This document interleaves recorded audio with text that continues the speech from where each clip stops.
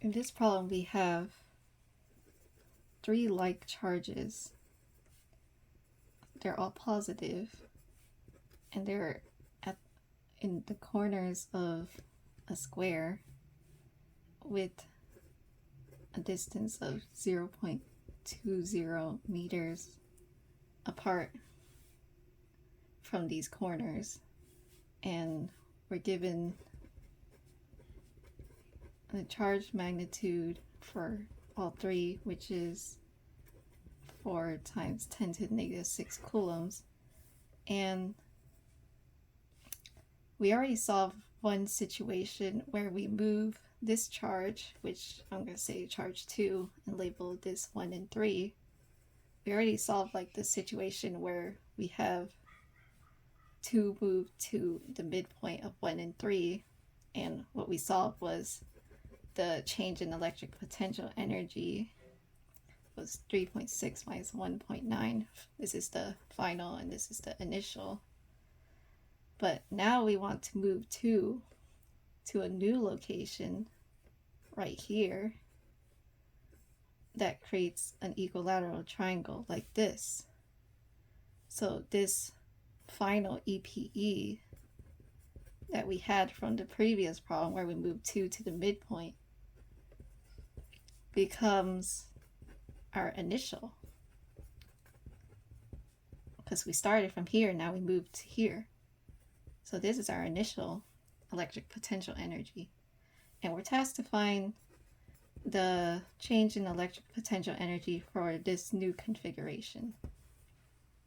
So the equation we're using is EPE is equal to plus or minus Kc times Q1 Q2 over D. And the plus and minus, plus is for same polarity, minus is for opposite polarity. We'll get into that. But to find EPE final, we have 3 charges. So we have to account for all the electric potential energy for each pair of charge. So Kc Q1 Q2, that's one pair, and then Kc Q1 Q3, that's another pair, and Kc Q2 and Q3, that's our last pair.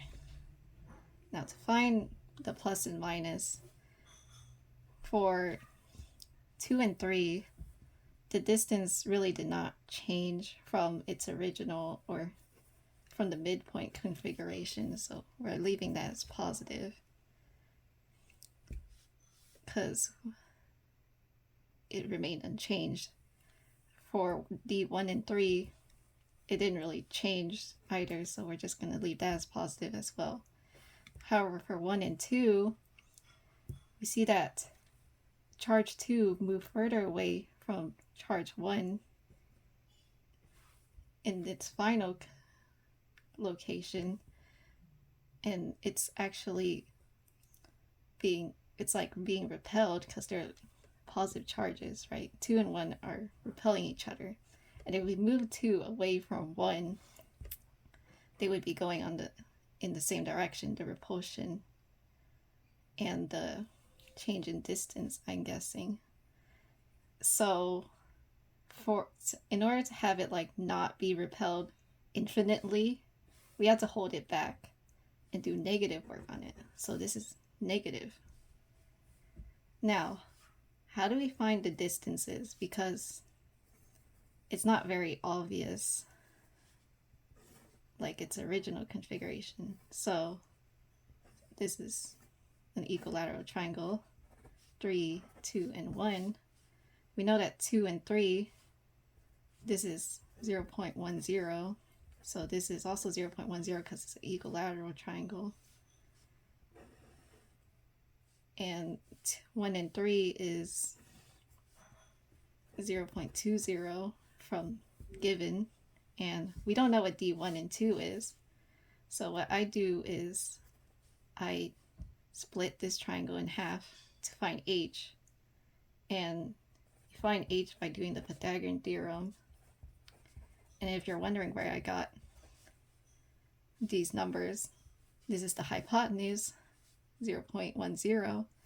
And if we split this triangle down the middle, this length would be 0.05. And you solve for h, which you get 0.090. And we use h to find d1, 2, the distance between 1 and 2, which is, use Pythagorean theorem, this is 0.1 plus 0.05, so 0.15 squared, and you get 0.17. I'm just going to write out all the distances. D23 is 0.10, and D13 is 0.20. So now you just plug it in. Plug it into this. So we get 9 times 10 to the 9, 16 times 10 to the negative 12. If you're wondering where I got that from, it's Q1 times Q2, which is just Q squared, really, for all three of these interactions, or electric potential energy.